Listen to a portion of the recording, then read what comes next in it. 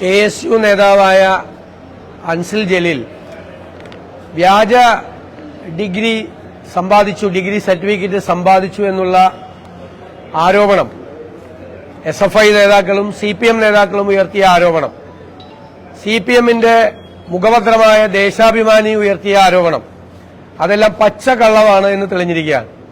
Police അന്വേഷണം നടത്തി police കോടതിയിൽ കൊടുത്ത റിപ്പോർട്ട് ഇത് വ്യാജരേഖ ചമച്ചതാണെന്നാണ്.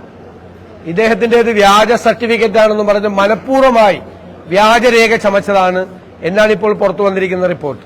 പോലീസ് വിശദമായ അന്വേഷണം നടത്തി അദ്ദേഹം പഠിച്ച വിദ്യാഭ്യാസ സ്ഥാപനങ്ങളിൽ, അദ്ദേഹം ജോലി ചെയ്ത സ്ഥലങ്ങളിൽ, PSCയിൽ, എംപ്ലോയ്മെന്റ് എക്സ്ചേഞ്ചിൽ എല്ലായിടത്തും പരിശോധന നടത്തി.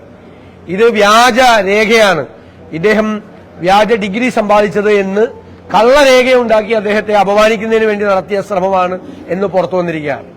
ദേശാഭിമാനി പത്രമാണ് വ്യാജരേഖ ചമച്ചത്. ദേശാഭിമാനിയിൽ ഇത് വ്യാജരേഖ ചമച്ച ആ ലേഖകൻ KPCC പ്രസിഡന്റിനെതിരായിട്ടും എനിക്കെതിരായിട്ടും നിരവധിയായ വ്യാജ വാർത്തകൾ നിരന്തരമായി കൊടുക്കുന്ന ഒരാളാണ്. ദേശാഭിമാനിയുടെ നേതൃത്വത്തിന്റെ അറിവോടുകൂടി, CPM നേതൃത്വത്തിന്റെ അറിവോടുകൂടിയാണ് ഈ വ്യാജരേഖ ചമച്ചത്. ഒരു പാവപ്പെട്ട വീട്ടിലെ ഒരു വിദ്യാർത്ഥി, അയാള് വീട്ടിലെ സാമ്പത്തിക പ്രയാസം കാരണം KSU പ്രവർത്തനത്തിന്റെ ഇടയിൽ ജോലിക്ക് പോയ സമയത്ത് അയാൾ വ്യാജരേഖ ഉണ്ടാക്കി, വ്യാജ ഡിഗ്രി സർട്ടിഫിക്കറ്റ് ഉണ്ടാക്കി എന്ന് തെറ്റായി ചമച്ച് അയാളെ പ്രതിയാക്കാൻ വേണ്ടി നടത്തിയ ശ്രമമാണ്. SFI സംസ്ഥാന സെക്രട്ടറി ഉൾപ്പെടെയുള്ള നിരവധി SFI നേതാക്കന്മാർ പരീക്ഷ എഴുതാതെ പാസ്സായെന്നും വ്യാജ ഡിഗ്രി സർട്ടിഫിക്കറ്റ് ചമച്ചുവെന്നും ആരോപണം വന്നപ്പോൾ KSUക്കാരും ഇതുപോലെയാണ് എന്ന് വരുത്തി തീർക്കാൻ വേണ്ടി മനഃപൂർവ്വമായി നടത്തിയ ശ്രമമാണ്.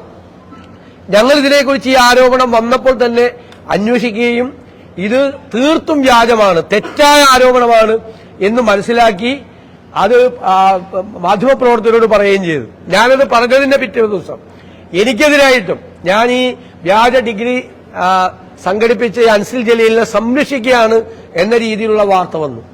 അപ്പൊ ഈ വിദ്യാർത്ഥിക്ക്, ആ വിദ്യാർത്ഥിക്കുണ്ടായ മനക്ലേശത്തിന്, അപകീർത്തിക്ക് ദേശാഭിമാനിയും CPMഉം നഷ്ടപരിഹാരം കൊടുക്കണം എന്ന് ഞങ്ങൾ ആവശ്യപ്പെടുന്നു.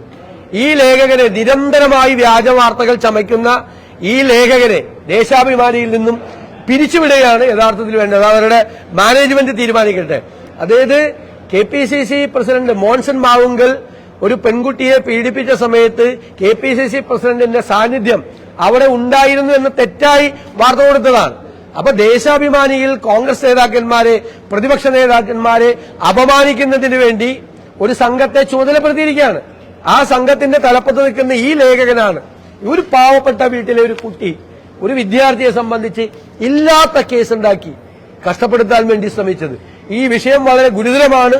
പോലീസ് തന്നെ അന്വേഷണം നടത്തി കോടതിയിൽ കൊടുത്തിരിക്കുന്ന വളരെ കൃത്യമായ റിപ്പോർട്ടാണ്.